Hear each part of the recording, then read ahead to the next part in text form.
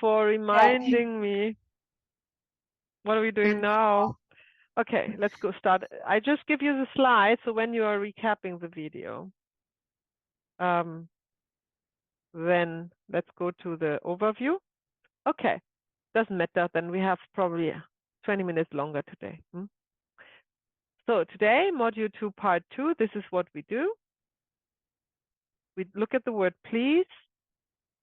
We're looking at the interrupted movement towards the mother briefly, because we will do that in Module 4 in more detail. We will look at the second dynamic, rather me than you. Remember, the first dynamic was, anybody? Yesterday?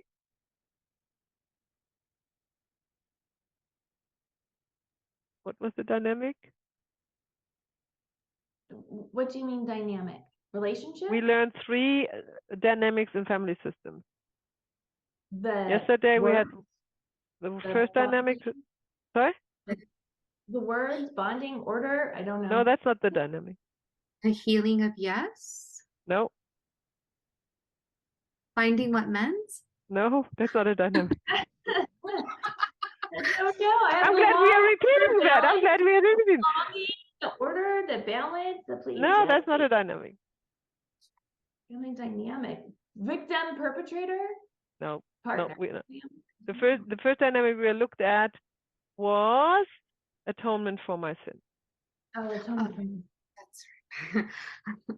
The second dynamic, the second dynamic we are looking on today is rather me than you. We are looking at entanglements. I will explain that to you in greater detail because I haven't done so yet. So we can, go ahead with the course.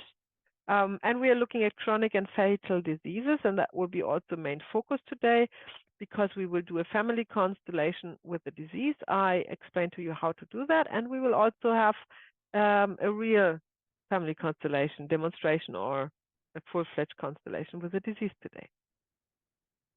So the importance here of please is, please stands for I want to bond with you. I need something from you. You bond in a real life, you bond in over a breakfast table with please give me the butter, yeah. And then how do you? But you don't want, or if you are in the bus, you say, can you please give me the seat or something, right? And then, of course, you don't want to bond with all these people all the time. You can release the bond immediately with saying thank you. So bond is established, bond is released. In a family constellation, however, you don't want to release a bond within family members if it's a healthy bond. For example, between mother and child, because this is a life-giving bond. Even if it's an abusive relationship, it's still the love that flows naturally from the unconditional, the nurturing love that flows naturally from mothers to children can only flow when there is this bond. So you don't want to cut it off completely. However, you can cut it off completely if there's a relationship without children and this is over and the client or the representative needs to move on. That's fine to use then to cut the bond with the thank you, which we look at tomorrow, how we do that. Please is often hard to say in a family constellation situation, and that is good because normally the please should come naturally because the family members are all bonded with each other. And if it is hard to say, there must be an imbalance. Not in every relationship like that, but for the blood relationships, yes. Where the flow of love comes down, like a stream situation. When you look from the bottom up, there's always a please, right? Always please, because that's where the life comes from. That's where life comes from. So there's always. In other situations, not necessarily, but and there's definitely in this. The word please can literally move mountains if it's in a family constellation said at the right time, at the right place. No? It's like a wall where one brick is falling out and then all the bricks crumble and fall down. There's the please comes, of course, with sentences of resolution. Please bless me if I'm stay. That is at the end of an entanglement towards an ancestor. Appropriate to say, please, I need you, always child to mother, child to father, maybe. Please look at me, victim perpetrator often. Or in another constellation, please look at him or her if it's an entanglement and you have 3 people. When to apply please is when the order is not respected by the later one, right? So again, child, parents, child, ancestors. If the heart connection is lost or broken, let's say in romantic relationships, when you see the partners are still like in a destiny connection together, but for some reason they lost the connection, then the please can bring them together again. If the child despises a parent, yeah, they're in a dynamic, rather I die than I bow to you. That's different to the arrogant child that I call it when it's an interrupted movement towards a mother, when they develop, or actually the despisement can also be interrupted because of a trauma. Let's say when there is when the child is feeling superior to the mother and feeling she or he can do a better job than the mother, that's what I call the arrogant child. That you can see that clearly in the representative of the child immediately, like they have the nose up here, and it's amazing how you see that. And then there is this one who despises the parents, who doesn't even want to look at the parent, or one parent doesn't even want to look at the parent, say, I want nothing to do with this and stuff. No, they are often developing later on cancer. But because what they say, they are in this rather meet the new dynamic, and they say, rather I die than bow to you. Right? If the entangler cannot look at the victim, right, then we have this a situation that the third person says, please look at him or her, not at me, right? Because they want this connection between the victim and perpetrator.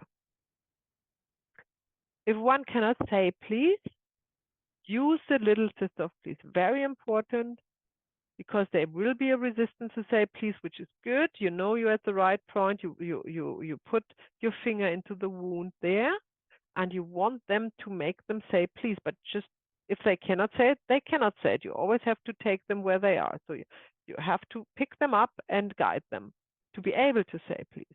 And that is what I call the little sister of please.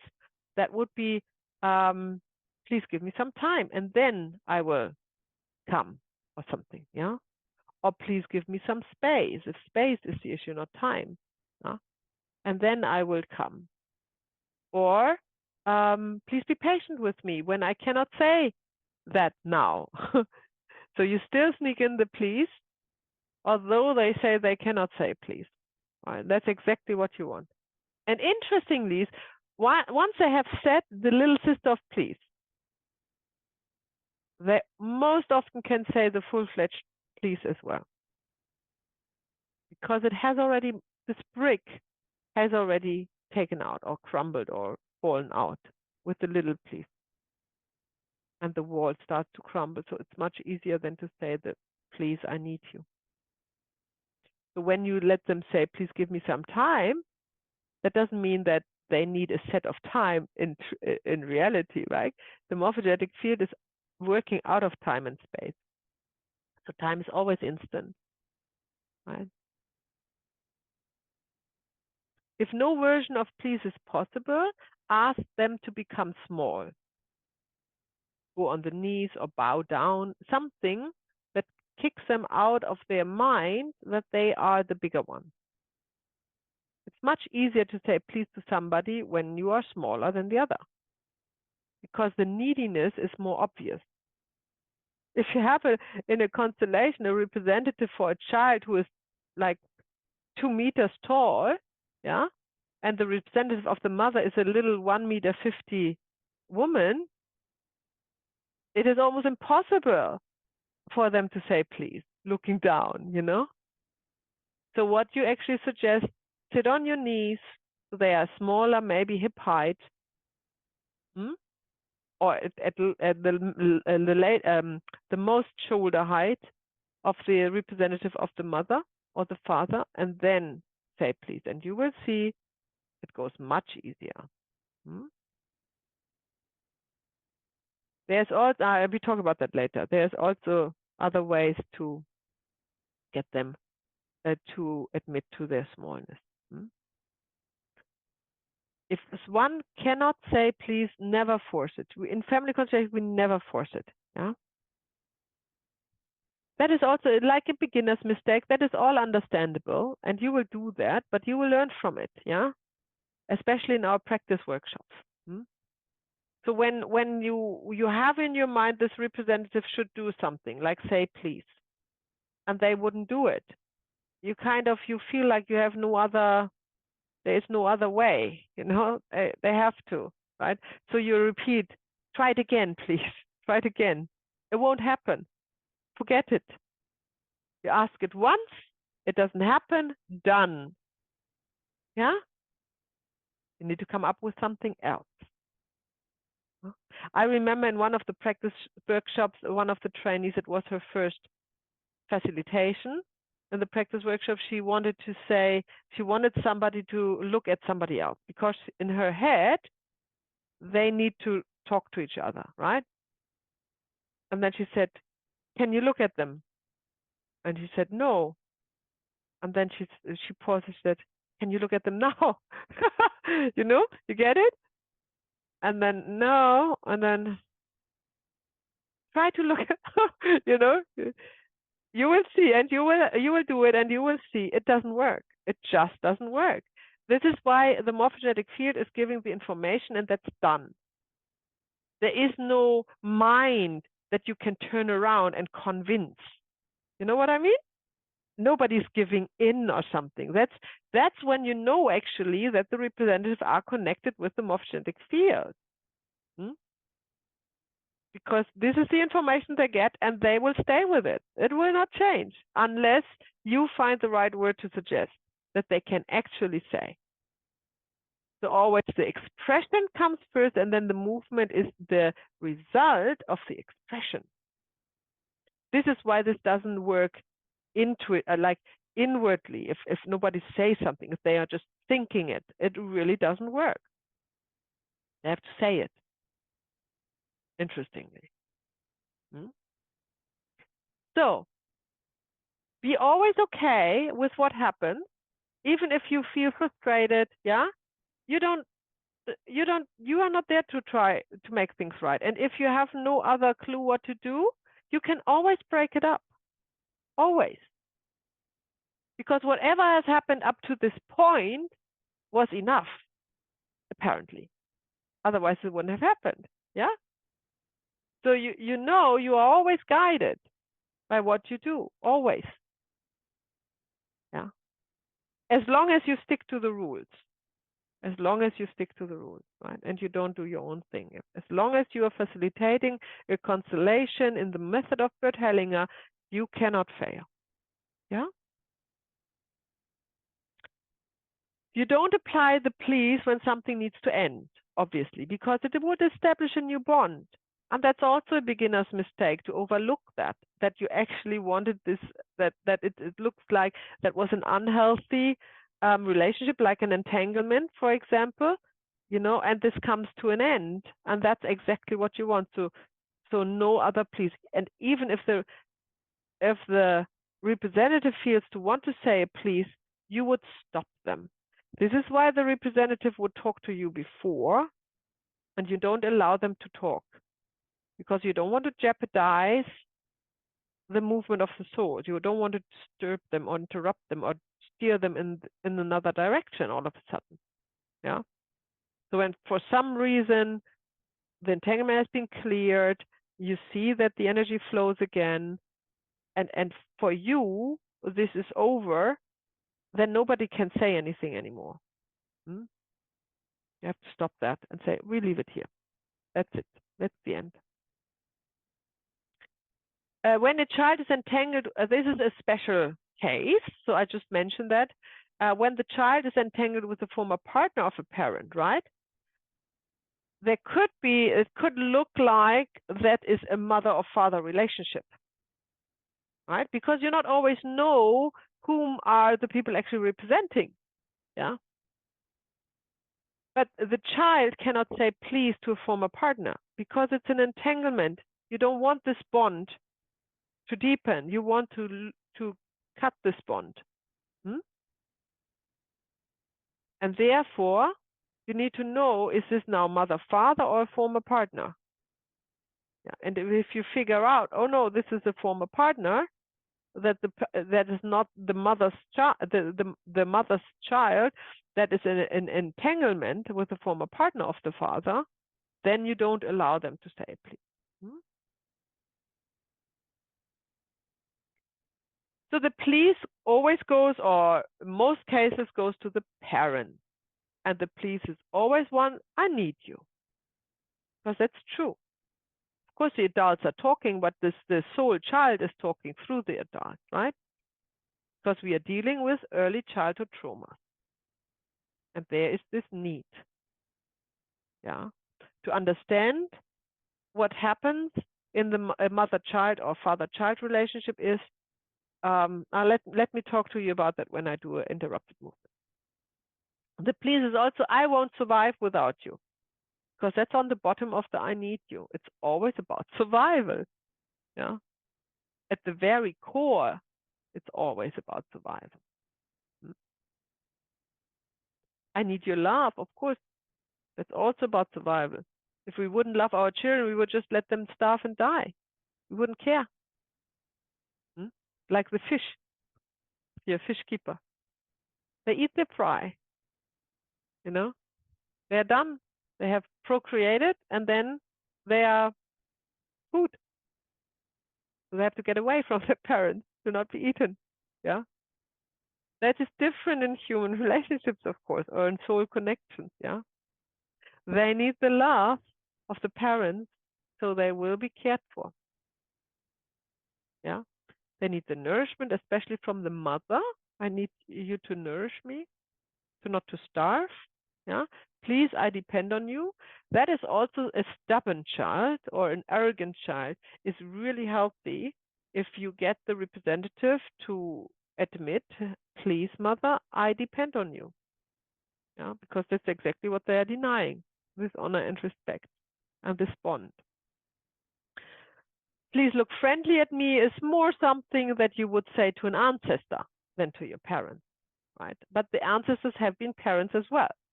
They were the parents of the parents, or the parents of the parents of the parents. So a please also appropriate towards them. Hmm? So let's talk about the interrupted movement towards the mother. It's translated, it's a German term as everything else. The German term is unterbrochene Hinbewegung zur Mutter. And this has been this has been translated to interrupted movement towards the mother or interrupted reaching out movement. So when you read about that, it's all the same, all the same. What does it mean?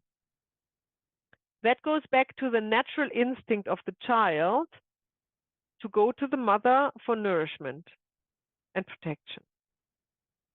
That is a movement. Even if you think this little baby that is just has been born cannot actually move, it can.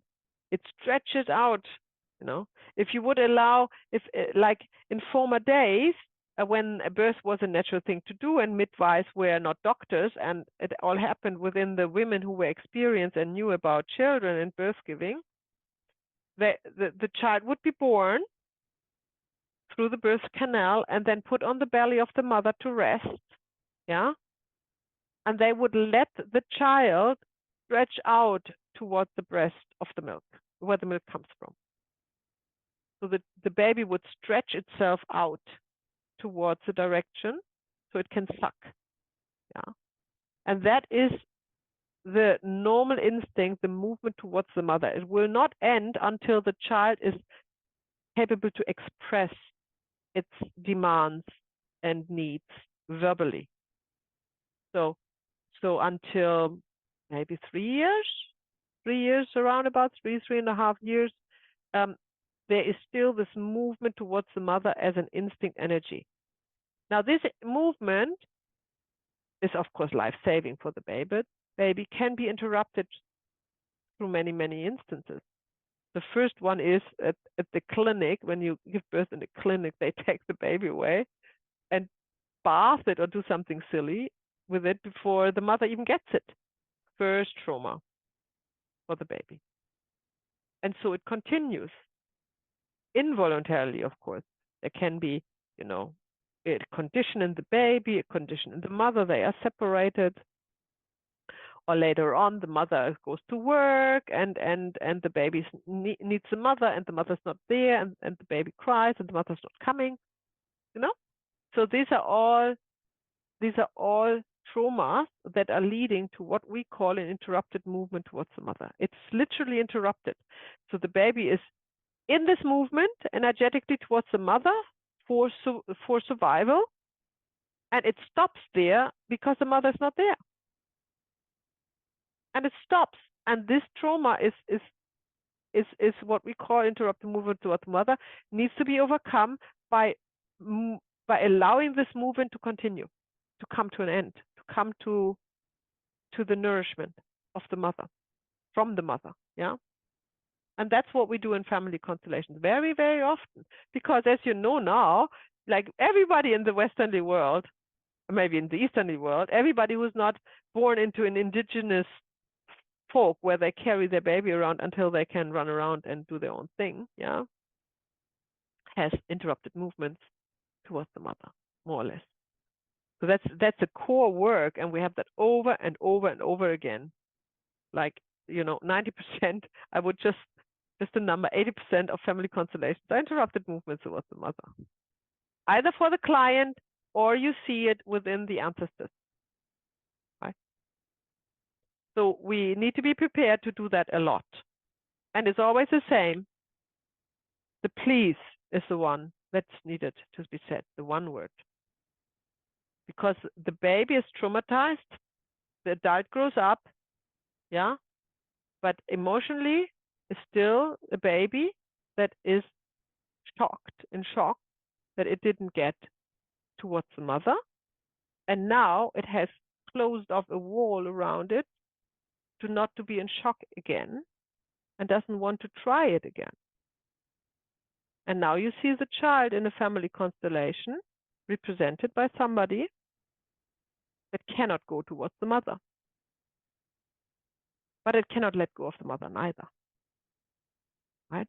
And that is this back and fro that really keeps the adult in the state of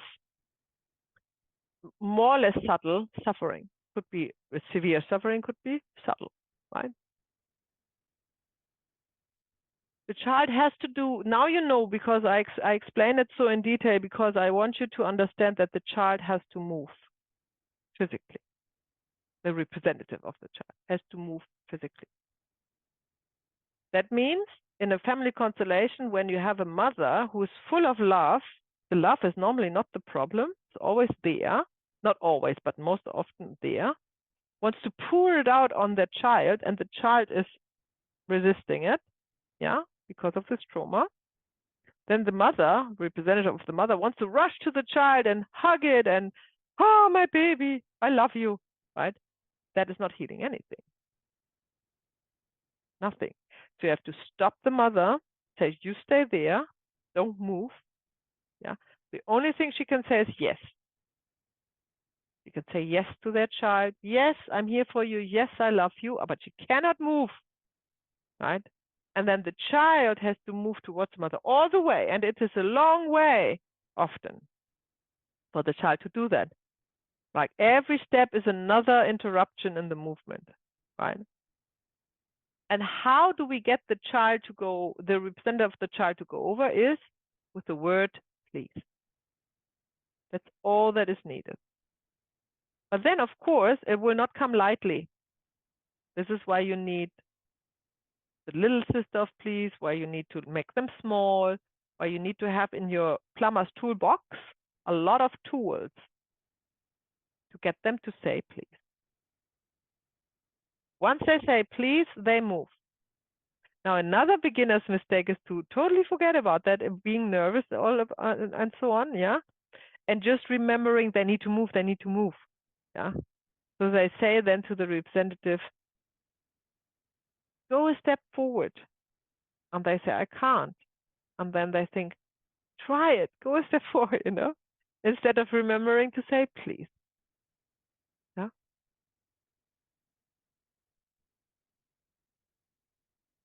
The facilitator can represent the mother. Bert Helling has done that a lot. You can see that in old videos, especially when you have a one-on-one session in person. The client and you see there is an interrupted movement. Then the client represents themselves, and you can represent the mother. So that's no problem. But you have to remember you are not moving, obviously, right? And you have to coach, if you will, the client to come with the word please. Yeah. And more details in module 4. So, please in the relationship. A little bit different because the relationship is not this bond that needs to be there forever as long as they are not children. So, if you deal with a relationship that is childless, that is still like intact, if you will, or there's still something to work through for the partners, so they still need to be together in one way or the other, then yes, use the please, yeah? And often it is that one partner is looking at the partner and the other is not looking, yeah? That's often the case, what you see in a constellation. So then the one who is looking can say, you would suggest, please look at me, and see if the other can turn around or not. Hmm? It can also, if you have one partner here and the other is turned around, this representative can say, please stay with me, and see if that turns the other one around. Hmm? Now we have a special case, please forgive me. That is something that the representative often wants to say. A kind of, I want to say, please forgive me, because, they feel they have done something unright. We will talk about that in a minute. That is not what we say. So this is not a please we say. When they have children, there is only one please for relationships that are like this or that are like this, and that is please look at our children. Because that is the bond through the children. And that needs to be acknowledged, because that cannot be broken, and that cannot be taken away, and that cannot be dismissed. Never, ever. As long as they're not adoptive children, of course, that's another case. But if they are mutual children, right? What else do we have? We have other pleases in relationship to the ancestor. That is, I mentioned that before. Please look friendly at me. That's a good one. Or please give me your blessings. Yeah. If it's an entanglement, you would add, please look friendly at me. I live a little bit longer, and then I come too. So that is very healing to say that you get the permission to stay. Please to God. I was contemplating on that at one stage, and I couldn't find any way to say please to God. But funnily, in the religious context, the prayers are always, please give me my partner, please give me healthy children, please give me money, please give me, but now that you know how the please is actually, the energetic form of the please, it sounds really strange to say that, right? But I don't want to tap on anybody's toes. If you like to pray and get your wishes out to God, then that's not my place to judge that. Yeah. But in a family constellation, if you have God up there, because that happens sometimes, that you have a representative for somebody called God, which is often the father, represented, disguised as a father figure, then you wouldn't say please to God, but please to Father is okay, of course, right? Please to a perpetrator, yes. The victim can say and should say please to perpetrator. I know that sounds completely weird, but remember, we are working with the soul movement, not with, law and order and society, yeah, and morals, yeah. And the healing movement is victim and perpetrator towards each other and acknowledging their bond, yeah. And so therefore the please is very important in a victim-perpetrator relationship. So the victim can say, because it's true, to the perpetrator, please look at me and how it hurt me, or how you hurt me. Yeah? And the perpetrator can say to the victim, I didn't know it hurt so much. Not necessarily the forgive me, because we will talk about that later. I just sneak that in. So, people always want to say that as a representative, please forgive me. But that's not what we say. But we definitely say, I didn't know it hurt so much. You could rephrase it, and please understand me. I didn't know it hurt so much.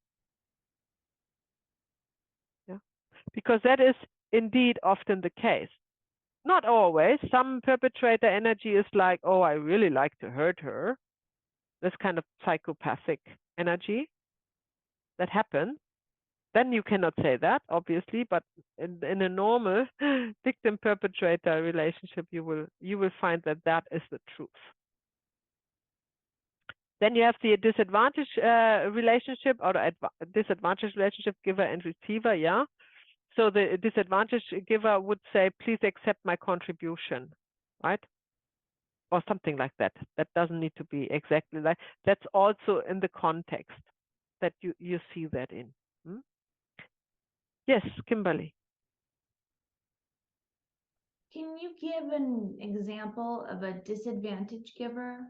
Yes, I have, like, my typical example is, because we have that a lot in Germany when we do constellations in Germany, is in a few generations ago, when, let's say, a Jewish family has been robbed of their land, their business, their house, their fortune by Nazi officials, and they have not given anything for it. Yeah. And then they either die or not die in the concentration camp, but they are poor from there on. And the disadvantage is always life-threatening. So it's not a little bit of a disadvantage, oh, he did something bad to me. It's always, on a soul level, it needs to be perceived as life-threatening. This is why I like this example.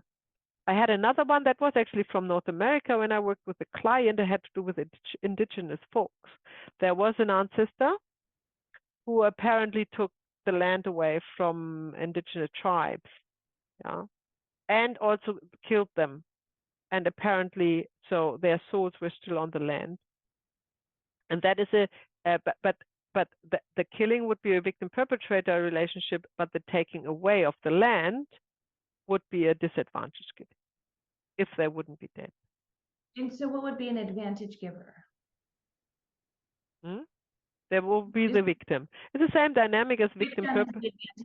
Yeah. That's the victim. Okay. Same relationship, victim perpetrator. It's just not somebody didn't die. Got it. But it's a perceived death. It's like, when you really think you're not going to survive, you can't bring your family up. So forgiving is a big topic, because in a family constellation, you will have representatives that are pouring out with, please forgive me, I want him to forgive me, or the other way, I want to be forgiven, right? That's the energy that comes through, because they feel guilty. There's this feeling of guilt, and that's all they can think of. But as a family constellation facilitator, we are not using the word forgiveness. That has a good reason, and I explain you why. The wish to forgive someone is indicating a hierarchy. Always. One is here, the other one is there, yeah? And this one has it in their hands if they forgive, mainly the victim, yeah? Yeah, they can forgive or not. It's powerful. Yeah? And if they don't forgive, they will always stay here, right? So that is the idea of forgiving. And of course, that is not what the souls need. The souls need to be equal. Yeah. The souls need to be face to face, head to head, and acknowledging their bond. That forgiveness doesn't do that. Also, so either one is either looking up or down. You can only forgive yourself. There is no hierarchy because there's only one. There is no up and down. So you can forgive yourself for having certain feelings or certain deeds done or something. You can forgive yourself for suffering under it or still thinking about it or making you feel bad about it. Yeah, but not others. What can you do with others is what Bert Hellinger said, forgiving only works if it's forgetting. You can forget the incident. That's okay. Right? So if you had a friend and the friend was kind of betraying you and let's say it was a money issue, right? You gave him you gave him a loan for something, yeah, and you never got it back, and the friend is pretending that it was a gift, and you know exactly it was a loan, yeah, and then you decide, bugger that, I really want to stay, in a friendship relationship with this person. There's nothing to forgive. You can only forget. You completely forget the money. You forget all your expectations about the money, and you say deliberately to him or to yourself, I gift you the money. It's from my heart. It's for you. You need it more than I. You forget it. It's gone. You never think about it. Because if you would forgive, it would be still in your head. It has happened. Yeah. So forgiving never even works. Forgive only works when it's forgetting. Yeah. And that is in real life the same as in a family constellation. If you think you need to be so either you're in the state of the forgiver or the one who need to be forgiven, right? So if we are at this little example with the money, if you would be the friend who took the money, right, and pretends it was a gift, but he knows it was a loan, yeah, and he wants to keep on the bond, he can also forget about it, right, and say, okay, I either give it back or accept it as a gift. Yeah, so it goes both ways. Whoever is in the need, or both in the need to bond. If you don't want to bond, that's fine. You just write it off. You say, that was my money and here goes my friendship too. That's also forgetting. And you forget the friendship. You're not thinking about this person anymore, neither your money. Because if you wouldn't forget, you would still carry that with you. And it would keep your energy down. So in a family constellation, when you have somebody representing somebody and said, oh, I need forgiveness. I feel so guilty, I need forgiveness. What are we doing then? What do they want? They want to bond. We need to say, please. Not please forgive me. Please look at me with love.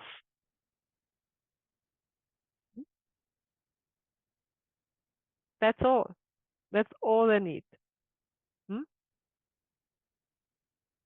So this forgiving, I intend not to use at all in family constellation, or very, very sparingly if it has happened. So if a representative is just pouring it out, yeah, then you go with it.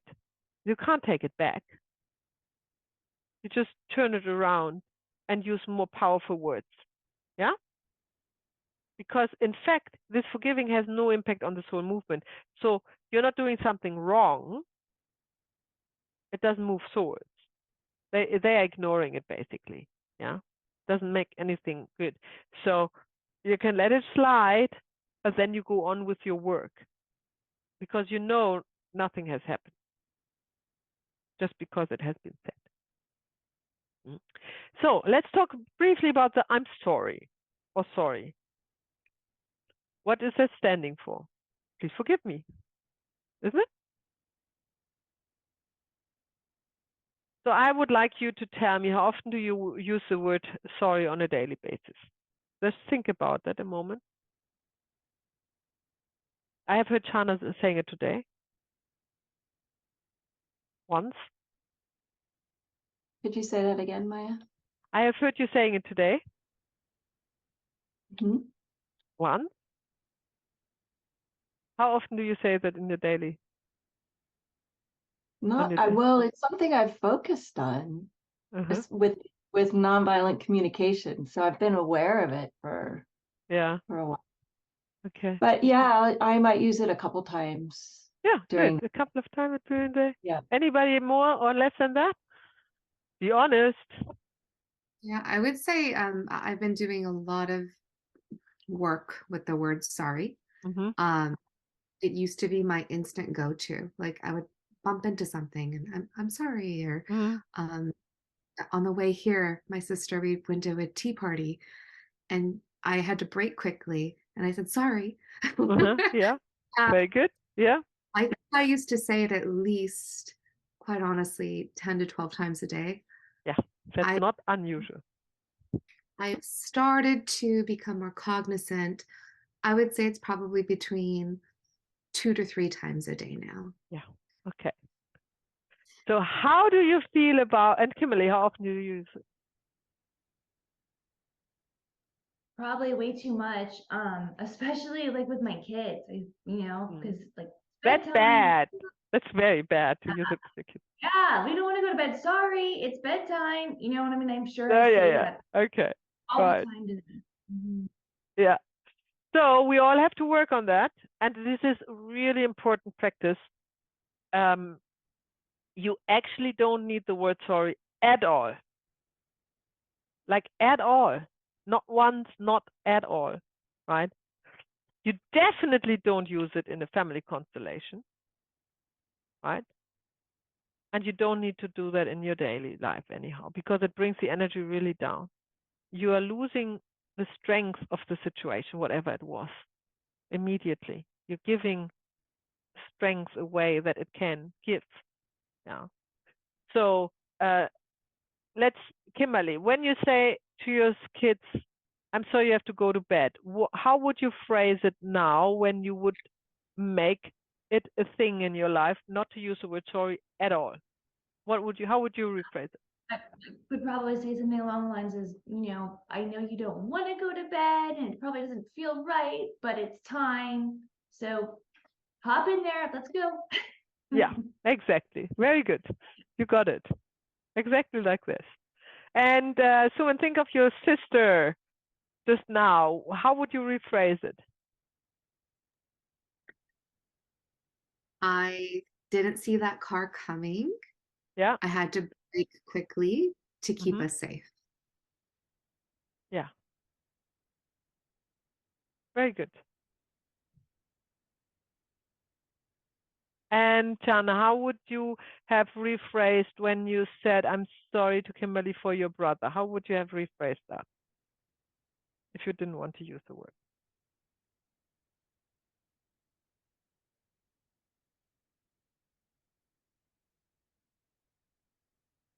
In your presence, I could feel the depth of your understanding.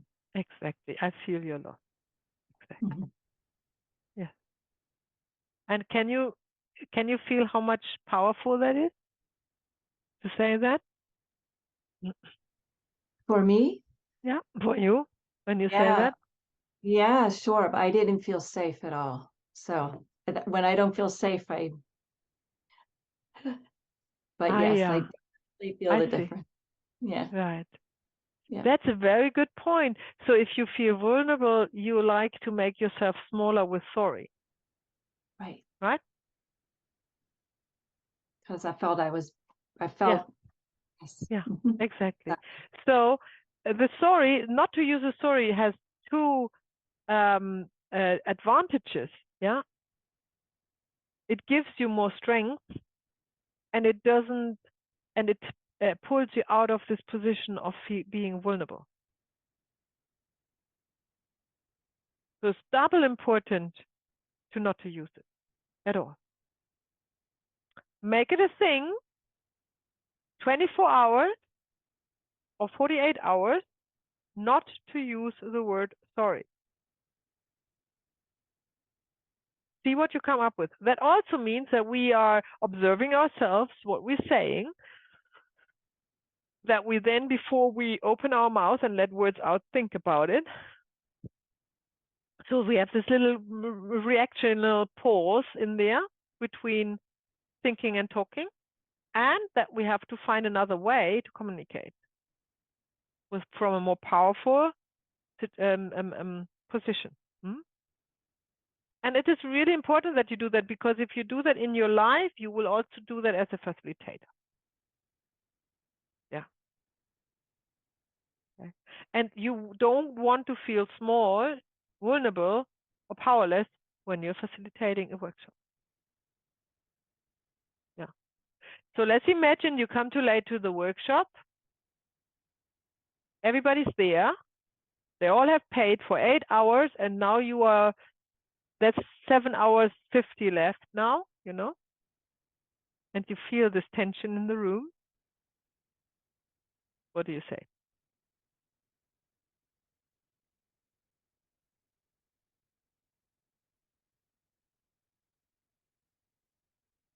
Are you saying as part of like in a family constellation, or just in the No, it's workshop? exactly this situation. You come, you are the noticed the tension facilitator. in the room.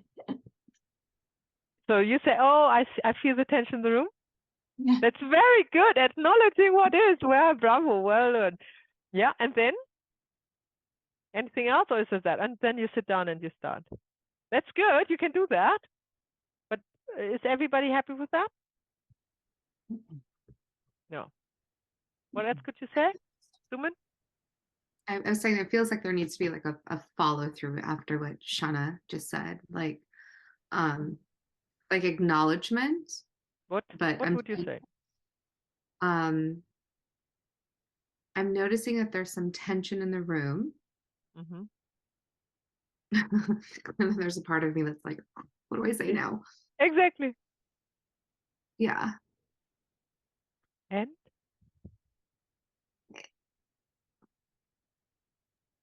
Would we go back to the representative? No, we wouldn't do that. I'm acknowledging. I don't know. I'm stuck, Maya. Help me. no, I'm just curious. So maybe if you say that, which is a good thing to say, you need to own it, because it's a yes, you know? So if you say, you go in the room, you notice the tension, you go to your seat, you sit down, you look at everyone, and you would say, there's tension in the room. Yeah. And then you would pause and stop. And then you would say, shall we start? Yeah. Or if that is too much for you, because you're nervous yourself, then you could say, when you come in the room, instead of sorry, I'm late, you would say, thank you for waiting. Thank you for waiting. I had a stressful morning, but now I'm here. Right? Up to you. Whatever taste you like. But definitely you don't need to say, I'm sorry, I'm late. Okay, we have an exercise. I would like you to go in a breakout room and apply the word please. Now we have 3. I probably, to make this exercise shorter, I go with one of you, and then we have 2s, yeah? So a group of 2. Oh no, I was planning on 3 members of the group. Right, fine. Okay, forget what I said. 3 members in the group. So we have now the helper, yeah, which is the observer. The other one is representing one parent, either father or mother, and then the third one is themselves. So this exercise is observing, not sharing. It's just observing. And there's only one word to be said in this whole exercise, and that is please. Yeah? And the point of this exercise is to see if you, representing yourself as a child, are able to say a full-fledged please from the heart. Yeah? This please, I need your love.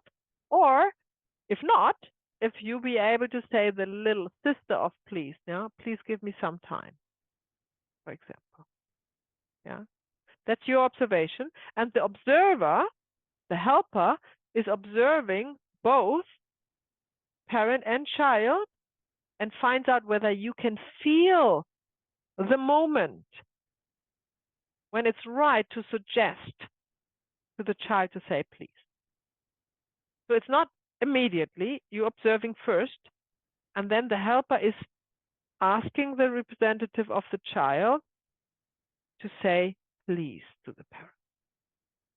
Yeah? Just say please.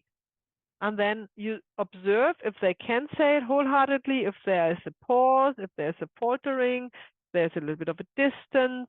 And then you would say, can you say, please give me some time? Understood? And then, of course, the one who is representing the parent is not moving, is not saying anything. Yeah? You can say yes. That's the only word you can say if you wanted to. And that's your role. And then we swap. Yeah? And we give it 3 minutes each. So it will be fairly quick. And there's no time and no room for chit-chatting anyhow. Yeah?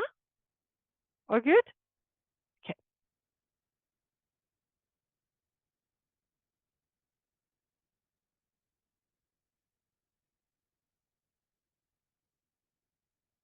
So who wants to start?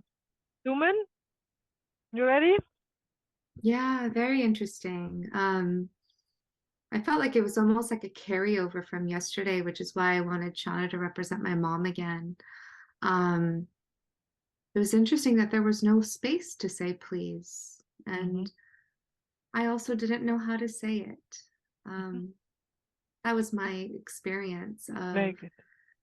owning not having to say it as well. Yeah. And how was it, little sister, please? Did Shana try to get you to do that? Yeah. And no space for that neither.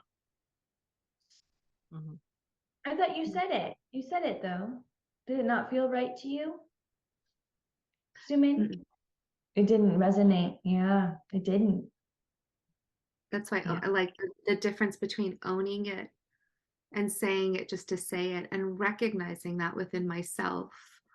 Yeah. It's, you know, it has to mean something. Yes. Yeah, it has to. Has to be true. We say, we ask, therefore, the representative, when you say it, so even if there's a little resistance, if they can say it, you say try it. Just try it. And then they say it, and then you ask, is it true? And then they can still say it's not true, or no, I don't. I really don't want to say it. If they say I really don't even can say it, that's okay. But you know, if they're willing to cooperate, then you always ask, is it true though? Good. Very good. Very good, Sumin. And as you said, yes, it's good to own it for now. Okay. Yeah, for this exercise. Yeah. Very good. So your mother was Kimberly, and no, your mother was Chana, and Kimberly, you were the observer. Yeah. Did you notice, or when did you notice she cannot say please? I never felt that she could say it. I never felt the right time to say it. And then you came on and Suman said, well, should we go to the next person? And then Chana brought up, well, let's try the little sister. And then so Boo said the little sister. And so Suman, you didn't resonate with the little sister either with the, can you give me, please, can I have some space? That didn't. I did not. No, because when I said should we switch to a different, like the 3 minutes are up, it kind of just turned off for me at that point. And so right. And I never felt it either. It didn't feel right. Okay. It just didn't come up. Okay, that's good. All right. So Kimberly, when you were representing yourself, who was your parent? Suman was my mom. And how was that for you? It's so lovely. It's like getting to connect through the worlds, you know, through other worlds and just feel the love. So it was really nice. So you said please soon? Yes. And Jana, when you observed that, did you see that? Could you see that?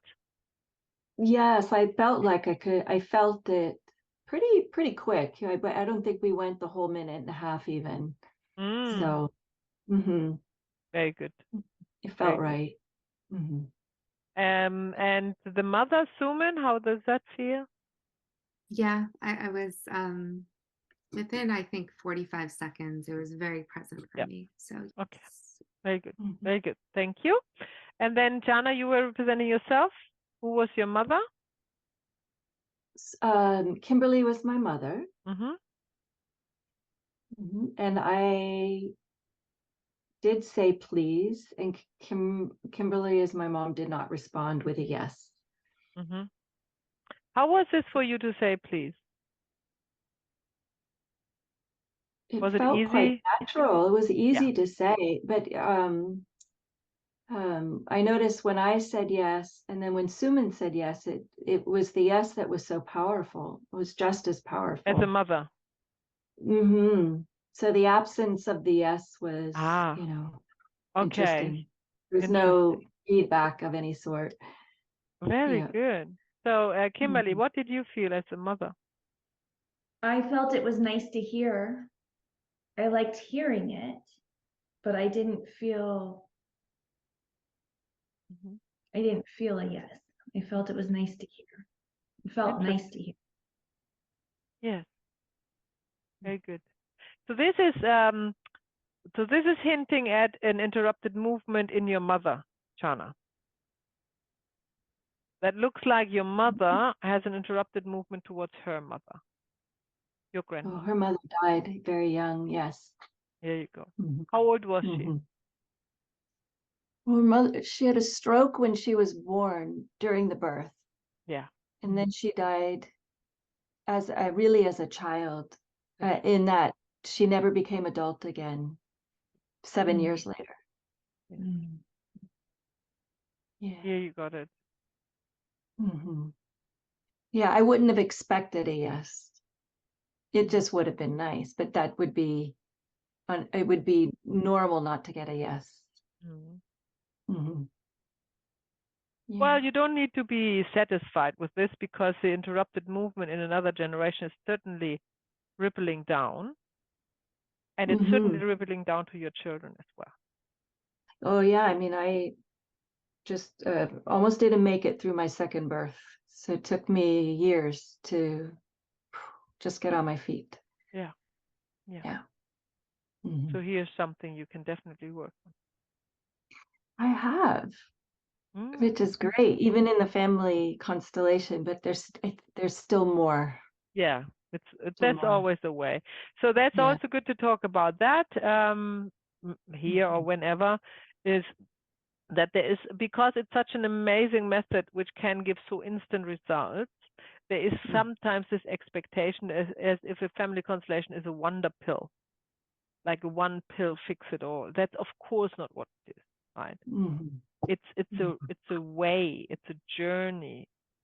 Yes, there can be really amazing results instantly, and then there could be like little steps, one step at a time, so everything in between. Yeah, so expectations are often in the way of the realization that healing has taken place. Yeah. And Suman, as the observer, what did you see in this interesting relationship? Very interesting for me. Shauna, I felt like you were sort of, I don't know how else to describe it, but not on the fence, but just sort of, I wonder what it would be like if I received a yes, which is why I asked you if you would say please, but it felt very complete to me that as the mom, Kimberly, that it's nice to hear, but I'm not sure if I can meet you there. So yeah, I was yeah. And when did you notice that Shana is going to say please? I would say probably about like almost more than halfway through. Yeah. Maybe around 2 minutes and 15 seconds. I had to be mathematical. Yeah. Very good. Yeah. Was this about the time, Shana, when you said please, or did you want I to don't say it even earlier? remember. I mean, it all felt like the timing was right. That's all I can remember to say, Good. really. Fine. Yeah. So, yeah. I didn't feel a discrepancy, or Yeah. I didn't feel like I waited too long or too Okay, anything. good. Yeah. Very good. Yeah. Very good. So that very good observation, Esther. Awesome. All right, great. So we have a break now. Yeah, we take our 10 minutes break. I meet you let's take 15 minutes. I meet you at the full hour. Yeah. Okay. Perfect. Okay. Thank you. So now we come to the second dynamic in family systems. There are three general dynamics in family systems due to Bert Hellinger's work, which are atonement or reparation for my sins, rather me than you, and I follow you. The others are more relationships. So when I may say, I just noticed that when we talked about that a few minutes ago, I may say there's a victim-perpetrator dynamic, but it could also be a relationship. That's like, that's just a word for a relationship. But an actual dynamic that you see with actually entanglement are only the three. Atonement for my sins, rather me than you, and I follow you. And then on top of that, there is the dynamic, which we call a trauma, the interrupted movement. Yeah. So in family constellation, you should always see only one of these four: three dynamics or an interrupted movement. And it is kind of important when you begin and when you learn it that you are observing what you see. So in the practice workshop, I will point my finger on and say, what dynamic do you see here? And then you apply the right words in the right order, and then you go through the entanglements. Of course, there's other work to do, which is not an entanglement in a family constellation. So that might happen a lot, relationship issues and this and that. That not always needs to be an entanglement, but when we are working with family constellation, there is an entanglement. Then you can find one of the three dynamics, yeah, that is forming this entanglement. So rather me than you is you can see the rather me than you dynamic when somebody's looking at the death. So when is somebody looking at the death? It's very easy to see in a family constellation. It's when they are looking down. They are literally looking down on the ground like this. Right. This is looking at the death. And then this representative is in a rather me than you dynamic. Yeah. That is different to somebody looking at their own dead children, of course. If you have a mother looking down, right? Then you might have an abortion or a miscarriage there. But if that's not the case, then it's an entanglement in the rather me than you dynamic. Did I mention that yesterday? What is the sign? Yeah, I did. What is the sign for the first dynamic? We talked about the atonement for my sins. Do you remember? How can you tell?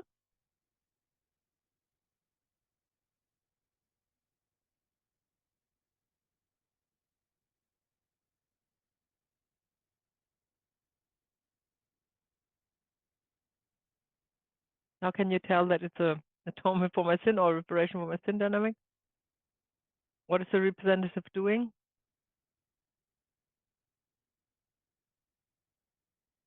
Or actually not doing in this case, more feeling, expressing. Kimberly? Guilt, not, Yes. they're afraid, they guilt. The feeling of guilt. Yes. Right. So here we are looking for this motion like a gesture, a bodily gesture, that the eyes are literally looking to the floor, and that can also be in a it's the same in a virtual environment, because they would the representative would say, I'm looking down. An eating disorder is often a rather me than you. And they do that with a good personal conscience. Yeah, rather I die than you, because the rather me than you dynamic is often a slow death, not a sudden death. It can be, but it's often more the slow death that the person is in when is preferring in this rather me than you dynamic. Anger towards one parent can be a rather me than you dynamic, yeah, for the other parent. So an entanglement with one parent who is angry, suppressed, angry at the other parent. That can be a rather I am angry than you. Anger is always assigned towards death as well. Yeah, it is a very low vibration, and it's always disguising grief and shame. And it's very close to death, even though this people who are angry will never think of suicide or anything like this. But energetically, anger is also quite close to death. The rather me than you dynamic is a strong emotions that are taken over by somebody else. Only it doesn't need to be guilt. Guilt is pretty much always atonement for my sins. So anger is the most common emotion, but that's not a good guide.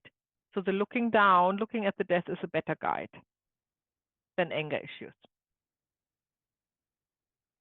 The entanglement with one who wants to follow somebody else is the I follow you dynamic that we talk about tomorrow. Yeah. It can be and often is combined with the rather me than you dynamic. That is rather I follow him and her than you, right? So you see, it is not more complicated. It is just more complex because the dynamics can be all solved one at a time, all by themselves, right? Just because there's a combination of dynamics doesn't make it more complicated. You don't need to learn any extra things. You just need to see them and then go step by step, one at a time. The rather me than you dynamic is also expressed with I'll do it for you, I'm stronger for you, therefore I'll do it for you, something like that. And remember, these words, these are not words of resolution itself, these are more words to test out the field. What dynamic do you see? So you would suggest these words to say, yeah, and then you would know, is it a rather me than you dynamic or something else? So when you look down, for example, not you, when a representative is looking down, for example, and you don't know, is it now a mother who lost a child, or is it a descendant who is entangled with an ancestor, yeah? When you let the mother, you ask a third person to represent, just in case it's an entanglement. You don't need to name them. You don't need to say you are this or that. It's just third person. And then you would ask the person who is looking down to say to the new one, I'll do it for you. Yeah. And when then the person said that doesn't sound right at all, and they want to look back to where they looked at, then you know you have most certainly a mother here looking at their own dead children, or a father sometimes can also happen, or somebody who has actually killed somebody, like somebody who's actually a perpetrator, not entangled with the perpetrator. Or if they say, hey, that really feels right, then you know, aha, there's a rather me than you dynamic, and here's already the original perpetrator, yeah, with the third person appearing. So this is how you test the field. Nobody's expecting from you to understand a family constellation from the first step on. That's not what we do. It's detective work. We are going step by step. We are finding out what was wrong, what was going on in this family system, step by step. And then this whole drama, if you will reveal itself bit by bit in front of us. And then we can start to unravel it and find the order so the family system can rest. So finding what meant here is the words, I see your love for, and honor that. So the one who is entangled has always a strong love for either the ancestor or the victim or the perpetrator, the third person. And the bond between the ones who belong together, which is victim perpetrator in this example, is broken. So what does the entangled descendant does? He steps in the shoes of either and tries to do it for them. Yeah. So when a descendant is entangled with the perpetrator, they might have anger issues, or they might be very aggressive, or they might, or they might violent, something like that, expressing that. Or when they are entangled with the victim, they might feel, they are victimized in their life. They're always the one who's losing. They're always the one who's not successful. They are drawn to unsuccessful relationships and all of this. Yeah. So they're in the victim energy. So now the healing words are when this person who's entangled says to his entangler, that's the one they are entangled with, now I see your love for the third person, and I honor that. It's not mine, it's yours. Yeah. Or I respect that it's your way, not mine. Or now I see it's your fate, not mine. So this is all breaking the bond. But before we can say that, we need the please. Right? Remember? Because there is a bond is broken, so this bond needs to be mended first. And that's why they are entangled with them. So this is where we need this, please look at him or her. Yeah. So that the entangler can turn around and look, or the victim can turn around and look, or the perpetrator, whoever the third person. Yeah. And then you would work on the bond, not on the entanglement, with the tools you have. And once this bond is established, yeah, then the entangled person feels this relief. And then they can say, now I see your love for and honor that. So that's how the entanglement is cleared, not the bond is fixed. The bond is the other step that you learned already, how to do that with the please. All right, now I talk you through entanglement. First of all, I show you what an entanglement is, and I will share you my drawing with that. I already have made one yesterday, but I will make one for you new because this is a little bit crude. Maybe I do a better job today. So, as I said before, we always have three people. Yeah? So here's 1, 2, and 3. 3 people and an entanglement. Therefore, we have also 3 relationships, right? So this is the entangled person. That can be can be your client, or it can be, so he's not happy. Yeah. So that is your client or somebody in a generation before your client. He's not happy. And here is an ancestor. He's also not happy. He has a beard. He's a bit older. Yeah. 1 or 2 generations. Let's put, oh, what's going on here? One or 2 generations. Hang on. That's 2. Let's say this is first generation. Let's say there's a third generation, and that is third generation. Yeah, to make it clear. So here, this is a descendant from him. Bloodline. In this example. Yeah. He is entangled with him. He is, let's say, he's a perpetrator.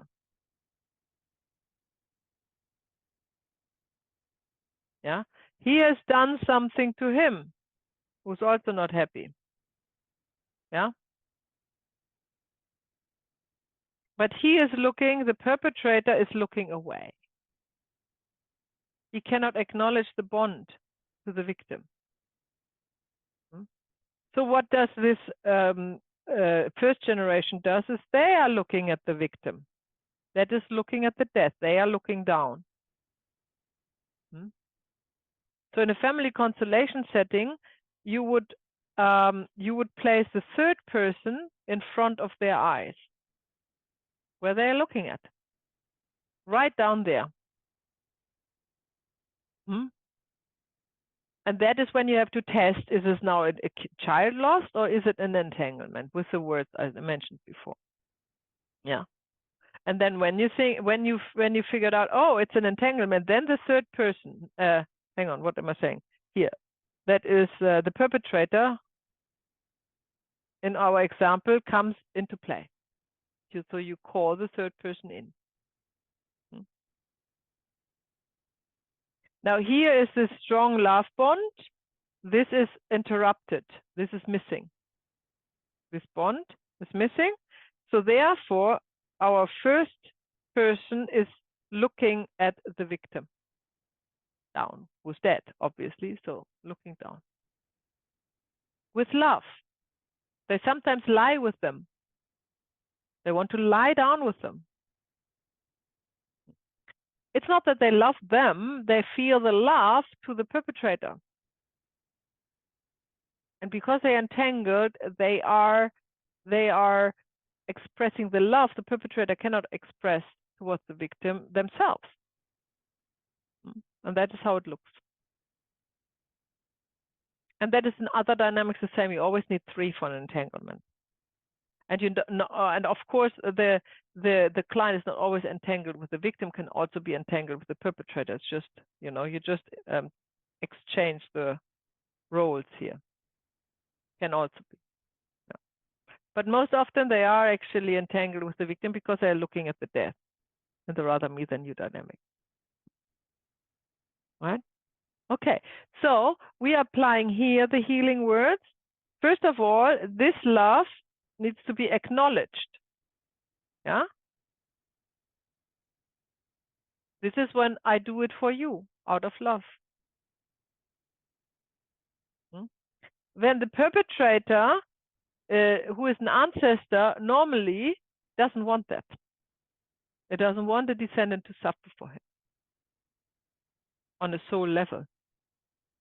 So what would he say? He would say, I don't want that. I don't like that. I want you to be happy. Yeah. And then you would, as a facilitator, say, then turn around and look at the victim. If they cannot do it, then here, number 1 can say, please look at him. Him is this. Or please come here when they are lying down together. Join us. We would do something to establish the bond between the victim and perpetrator. So this is back established. Here's love flowing. And acceptance. Yeah, for the bond that has been established through the deed. And then this bond is broken. And that's a good thing. And this is why we use the word thank you. Yeah. Thank you from the victim towards him. Thank you for seeing me. Thank you for giving me a space in the family system again. A rightful space. Yeah. So instead of this love bond that was broken here, this is now mended. This unhealthy entanglement bond is broken, which is fine because they are not blood related most often.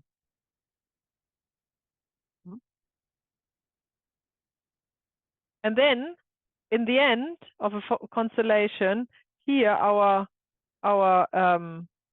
guy represented would feel actually happy and get up and walk away. This is how you know that the entanglement is broken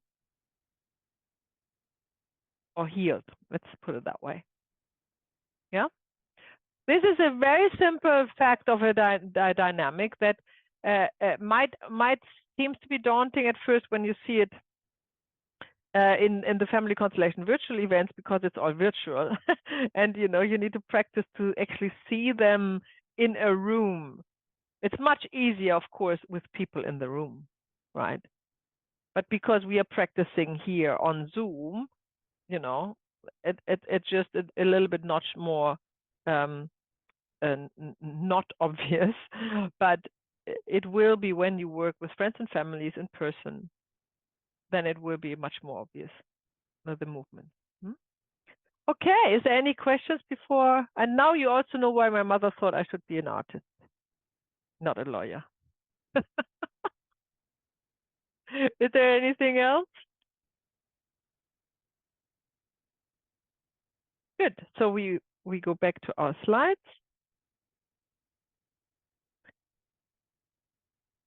So that is an entanglement. And why does it happen? Is because the family soul is not complete. It is wounded because somebody is missing who belongs. Order of one, or first order of love, who belongs to the family system. That is, in this case, in this example, the victim has been excluded. So the family soul is not giving up and is sending a descendant to make this victim visible through entanglement. Unfortunately, that doesn't automatically heal the wound. It just makes it visible. So we are there to then help to heal it. Kimberly. Maya, you just said something so fascinating to me when you said the family soul is making it known that the victim wasn't seen. That just, I don't know, just some things opened up really big for me when you said that.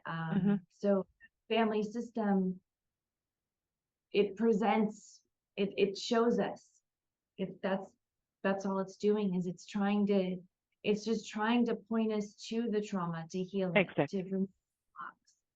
Exactly. So cool. So cool. Yeah, it is. It is really cool. And it's not giving up unless in 7th gen, and it's always sending, it's always the most, the family member that comes to Earth has the most loving soul that takes on entanglement. So in family constellation, you're actually working with the most loving people of the family system because they are the only ones who take it on. Because you need a lot of love to do that. Yeah, a lot of love, and you need to endure a lot of suffering to do all of this. Yeah, it's nothing for the mediocre, and the family souls knows that. So they might not even send every generation. There's probably not a soul every generation even there. So there's this entanglements often skip a generation. You often see entanglements skipping one generation at least.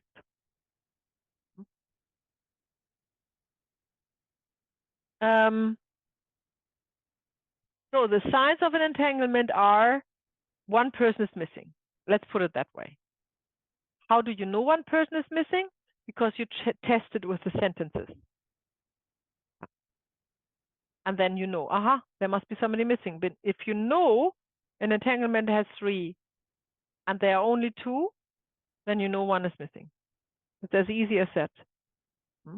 So you have to, that is the exclusion method. You have to exclude that it is the dynamic between 2, like mother-child or, father-child or relationships. When you can exclude that, then you know, entanglement.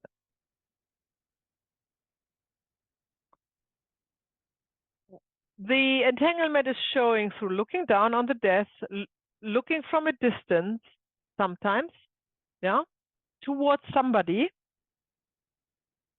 that you will see in the I follow you dynamic. That is typical for the I follow you dynamic.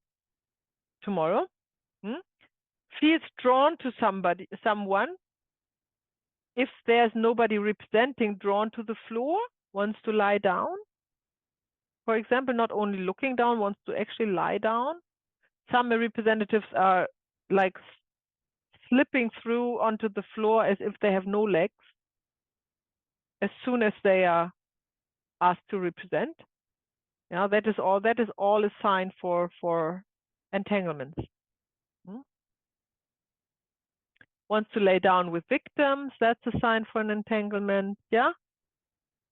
Expresses love to the other, even if you don't know who that is.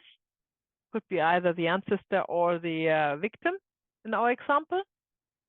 But this love expressed, as long as it's not mother-father love or relationship love, then it is most likely an entanglement. Yeah. And always remember, it can happen in all generations. So it can happen in the generation of the client. The client might be entangled, or the father of the client, or the grandfather of the client. Yeah. So you can see entanglements in the family constellation in all generations, really. And they often skip a generation. So you often see, like, say the father is entangled, not with his father, but with his grandfather. That would be then the great-grandfather, 4th generation. Good. Any questions with the entanglement, or shall we proceed to the chronic disease? You good? Awesome. All right. So let's look at chronic or fatal diseases. Yeah. And I just go quickly through it because there are books about it. They are really good. They are also on the list. Malcolm Southwood has wrote a lot about the sole cause of diseases. Very interesting. As from memory, it is in the book Me and My Mobile Home, which is a Kindle edition, so it's easy to download. It's definitely on the list of the books if you're interested in that. Yeah. It's not, you don't need necessary to know that for a family constellation, because you always go with what is revealed for you, right, in a family constellation. Yeah. But sometimes it's good to know when somebody's talking about a disease that you have already like an idea. I'm not talking about like not a pre-concept, but an idea where it can go, right, roughly. So depression are often because of a sudden death of a close family member, not in the same, it could be an entanglement, yeah? So it doesn't need to be in the family. It could be somebody they are entangled with, yeah? Psychological confusion, psychosis, or schizophrenia. This is entangled with more than one person in opposite dynamics. And this is why it cannot be healed, because you cannot clear the dynamics because they're opposing each other. So if you look in our video section, Bert Hellinger videos on the community side, that goes only for the complete training members, Shana, just to let you know, this resources. Then you see there's one video of Bert Hellinger working with parents who are worried about their child who's schizophrenic or has psychotic episode or something, and then you see how that looks like in a real constellation. Muscle deterioration is a violent conflict in the family system, often several generations back. So that's something you could look for. Somebody comes to you with a disease like this. What else do we have? We have skin. Often happens skin. I name here psoriasis. I had quite a few clients with psoriasis. I myself have also healed my psoriasis with family constellation long time ago, and that is hinting at somebody beloved has been left behind with a bad conscience. So that's what you can look for. Yeah, something in the history of the family where that has happened. Talking about history, when you want to be a facilitator of family constellation, the method of Bert Hellinger, I highly recommend that you are getting interested in history. because we are working with historic data, right? And if you are, for example, working locally, then it's easy. You can probably, no, it's not as easy because the people come in America from somewhere else a few generations ago normally, right? And that is what you need to know. We had, I don't know, what is the last practice workshop, or when was it when we had when we went back to the Russian Revolution? Was this when you were there? Yeah, that was in the last practice workshop, right? So if you have Yes. never heard of the Russian Revolution ever, you are a bit lost, right? So a general understanding from history from all countries and their main events that has caused a lot of suffering to a lot of people is actually basic knowledge also that you need to do the job properly. Then eating disorders, rejection of, that's quite obvious, rejection of nourishment, often conflict in the parents, however, could be an entanglement with something that happened way before the parents, generations before. What else comes up? The sick person in general, and that goes for an entangled person as well as the original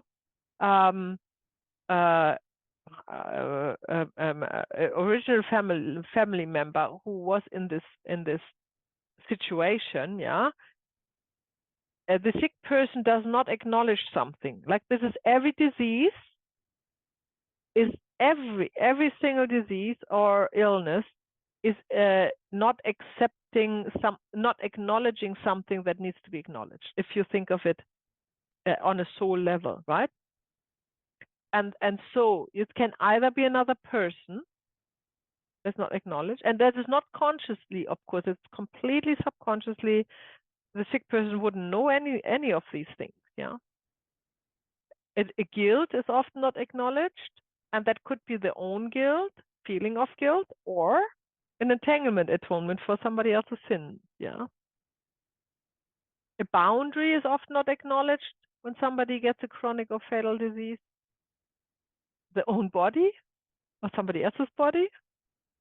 The soul, of course, the soul journey is not acknowledged. Of course, also the spirit, like the destiny. A task to be done is not acknowledged. A path is not be taken that should be walked. Instead, some is retracting to a disease. And therefore, they can't admit it with the healing word, right? And you can fill in the blanks, whatever is the situation. Yes, please, or thank you. In my own experience, so what I can tell from my clients, from when I worked with, yeah, there is always either the yes that's not been said, like this big acknowledging to the destiny, somebody else's or their own. A please cannot be said, right? Rather I die than bow to you. Cancer often. There is no please, right?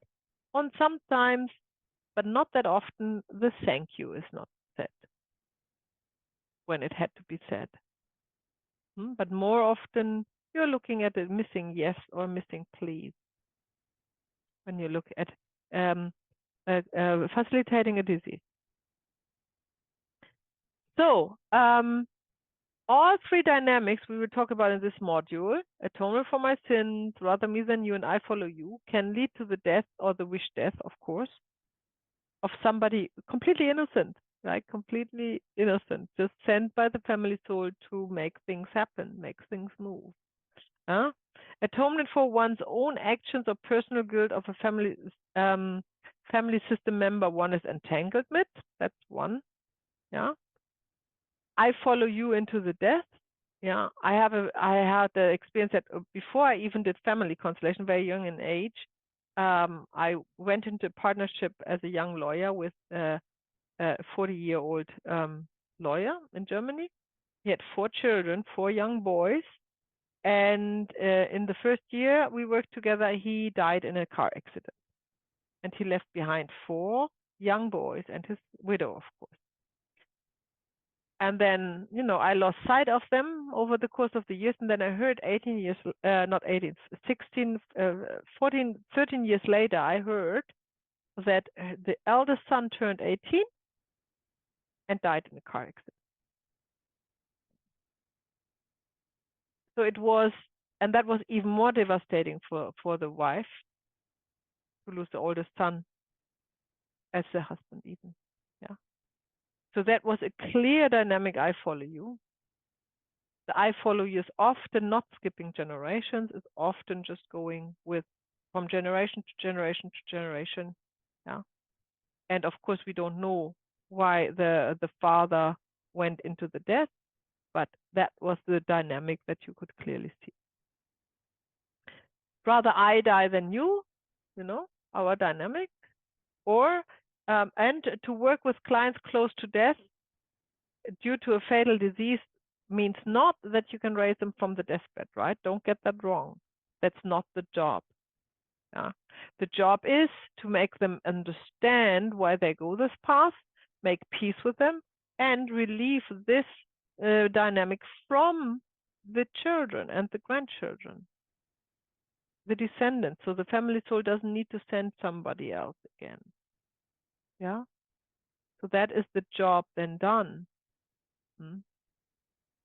So when somebody comes with a disease to you, it's not your job to heal them. Not even the doctors do that. And that should be their job, right? It is to clear whatever soul movement is behind it and make way to let destiny roll out in a good way so that the family wound is healed. There was one, I remember that vividly in one of the workshops with Bert Hellinger. He always had this huge workshops with hundreds of people. There was a man. He wasn't that old. He was obviously riddled by cancer in the latest state. He was really thin and could barely walk. I don't know. He wasn't in a wheelchair, but he could barely walk. He came to the workshop and worked with Bert Hellinger. And that is where he explained and made it completely clear that he is going to die. That was the first thing he said. There is no way that you can see that in any other way. You are going to die. Yeah. And you know, Bert Hellinger was always very frank and very direct. So he said, you are going to die. What are you doing here? That's what he asked him. And then he said, yes, I know I'm going to die, but I don't want my children to suffer. And then Bert Hellinger said, and that is why we can work. You know, because if he would have answered, please, I thought you can help me not to die, he would send him back on his chair. He would never have worked with him. You know. So that's just as an example that you know, you need to be clear about what you can do and what you cannot do, and what your help actually is. Okay, so there are 3 ways to facilitate a disease. First of all, the first way is you can do a guided meditation with your client. That's really good in one-on-one sessions, for example, and then see if a person comes up for the client. Yeah, if somebody comes up in front of his inner eyes, and then work from there, right? And see that is kind of representing the disease. Or my preferred method is the client choose a representative for the disease, and that's it. And then you see what's happening. So not overcomplicating, nobody else representing, just the disease. And then the third method is beginner friendly, of course, to make a classic constellation. Just put up, you know, client, parents, grandparents, like 3-4 generations. Yeah, and then see where is the imbalance, where is the dynamic, and find out whether that is the cause of the disease. So you practically you would not consider the disease to be a constellation. You would consider to be a classical family constellation with in the back of your mind a the search for the imbalance or the broken bond, and if the disease has to do with it, which it would, because otherwise it wouldn't come up. So takes longer, takes more people, but it's beginner friendly because you have guidance through your representative. Yes, Kimberly.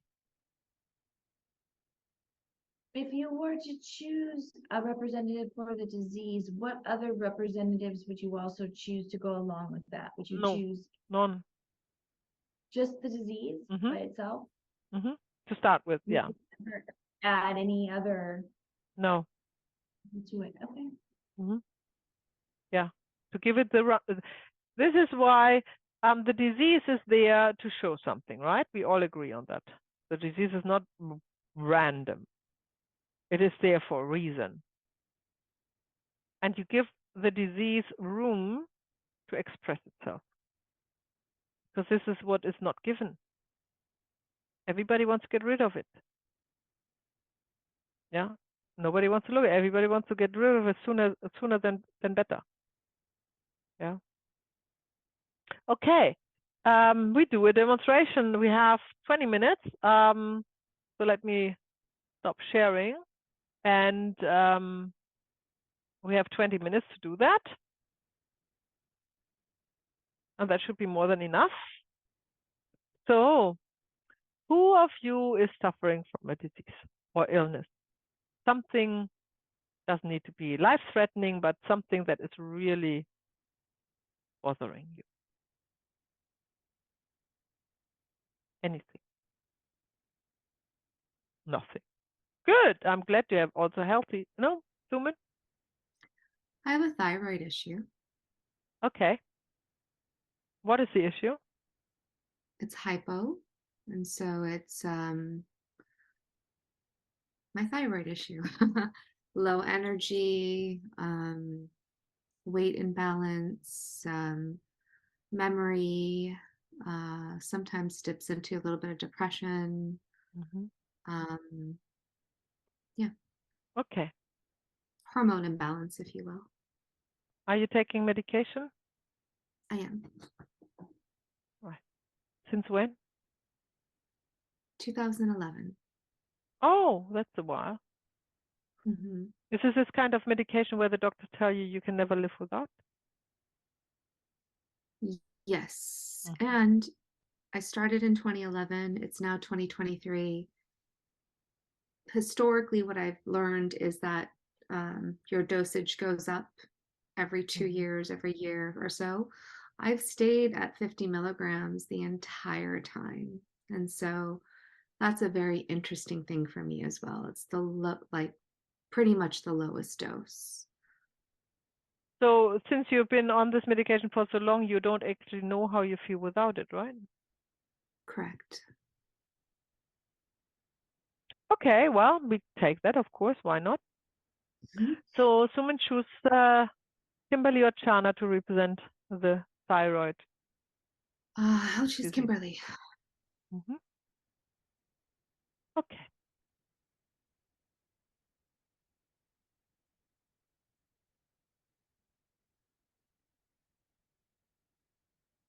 Please unmute, Kimberly.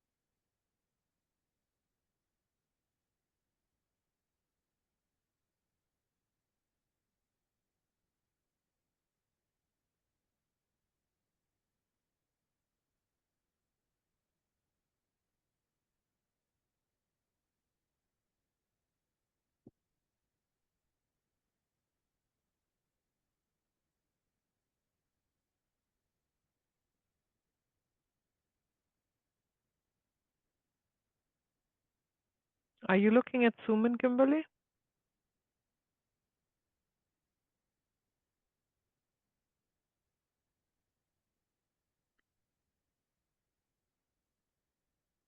Why is it so hard?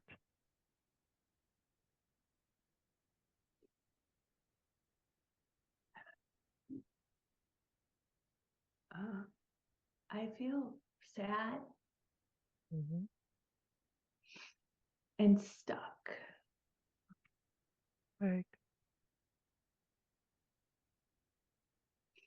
Do you feel young or old?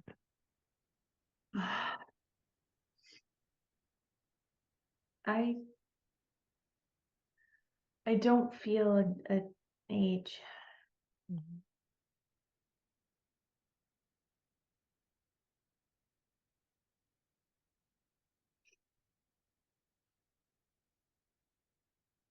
Do you feel female or male?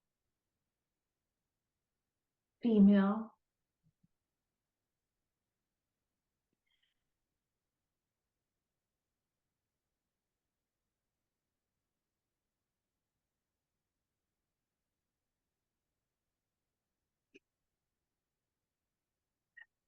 Very good. Let it all come out.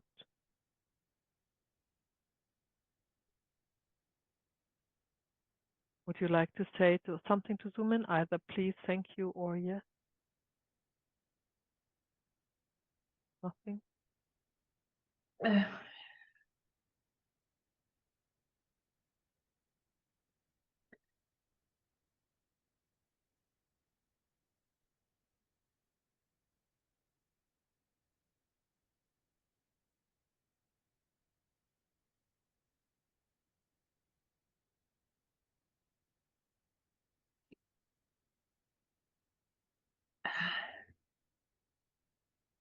If you would be in a room, how would you place yourself?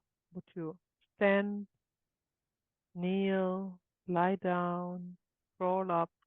How would you look like? I just want to curl up in a ball. Yeah. Okay.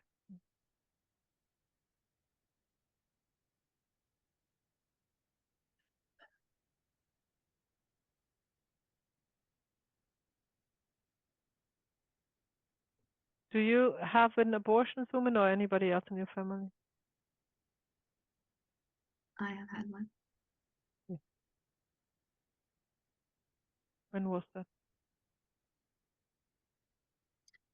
2003. Okay.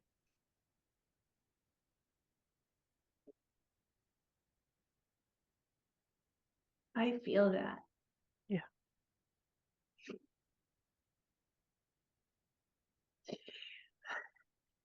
Mhm.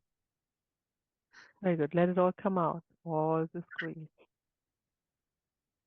this hurt.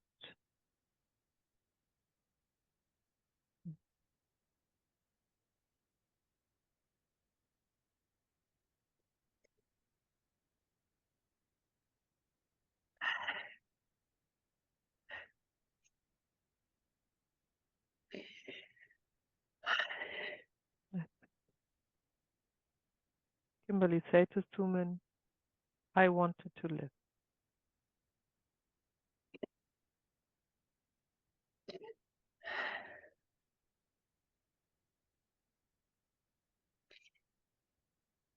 I want to live.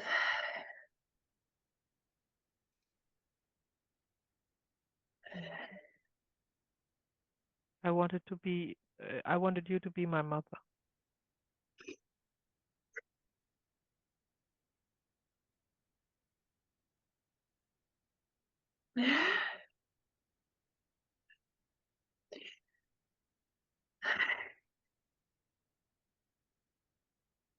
I wanted you to be my mother. Mm. Right.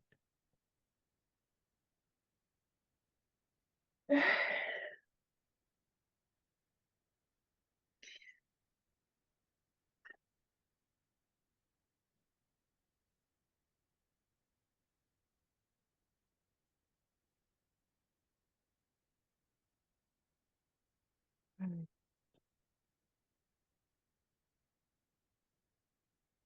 How do you feel, Sumin? I was feeling very annoyed and angry at the start, and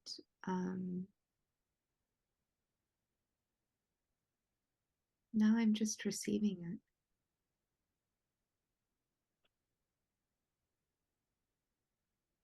Say to her, yeah, what do you feel? I'm feeling fairly neutral, but compassionate. Say to her, I didn't know it hurt so much. I didn't know it hurt so much.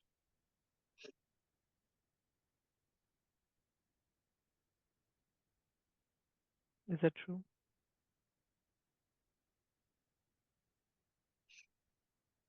Say, I didn't know it has hurt you so much. I didn't know it had hurt you so much.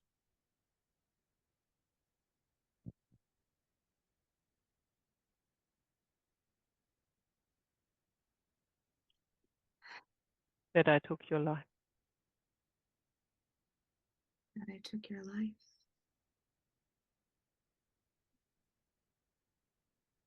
And me. Sorry, I what? And me. And me.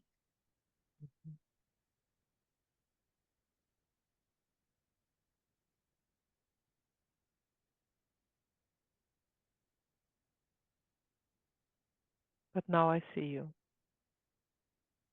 But now I see you. And I see your hurt, And I see your hurt, your grief, your grief, and your love. and your love.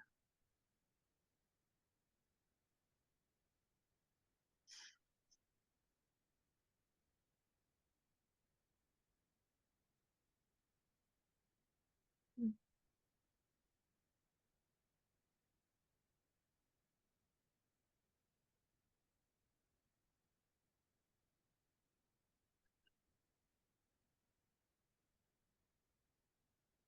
Yeah. How do you feel, Kimberly? I feel stronger. Mm-hmm. Say to her, I miss you.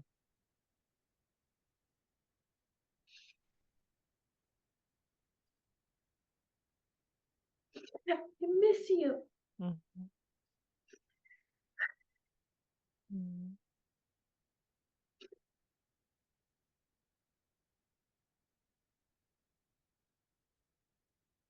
Say to Sumin, say to her, I miss you too when it's right.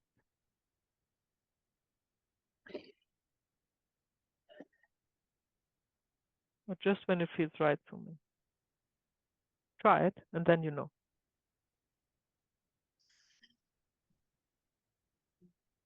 I miss you too. I miss Yeah. you too. Okay. But it was the right decision at that time. But it was the right decision at that time.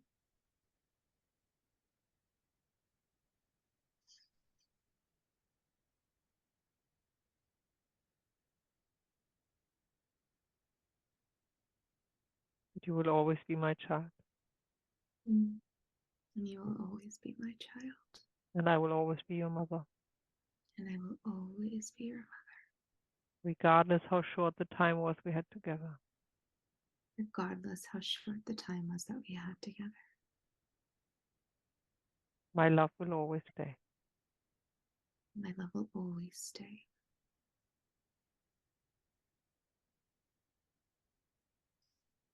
And you have a place in my heart. And you have a place in my heart. Always.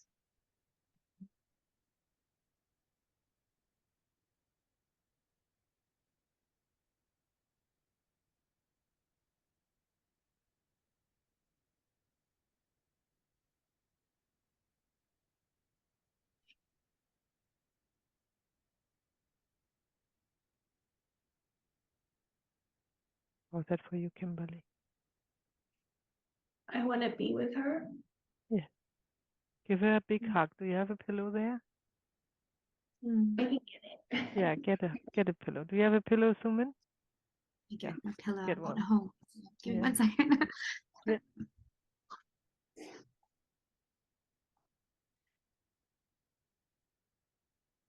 Okay. Go to her, Kimberly, and give her a big hug. And keep your heart open. And breathe all her love in. Let it all come in. Mother's love is always there.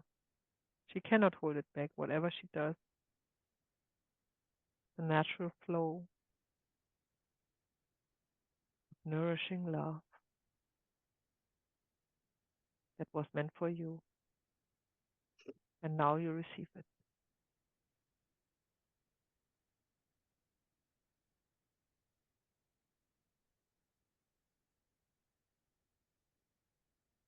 Deep breathing. Very good.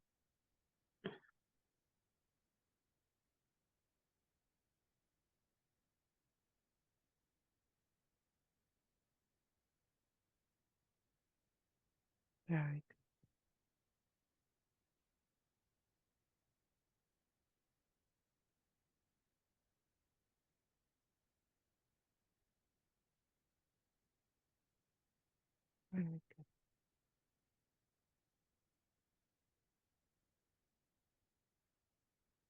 Say to your mother, I need a little bit more time.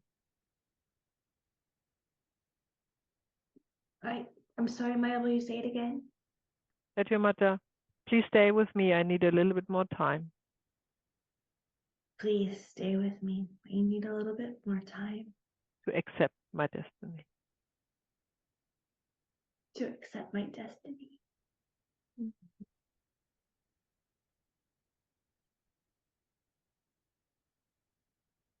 Can you say yes, Suman? Yes.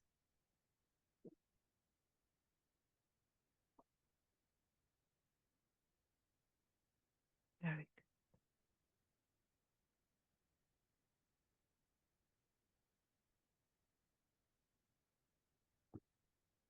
good. Okay. We leave it here.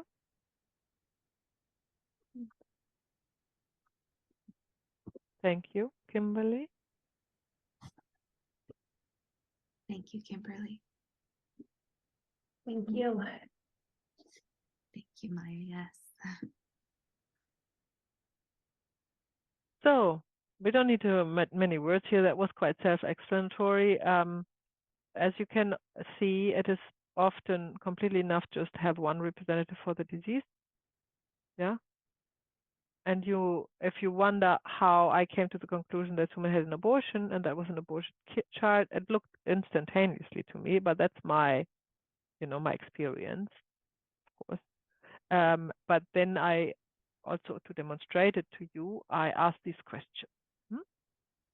How do you feel? And she said she doesn't feel an age. That is interesting. She should feel an age.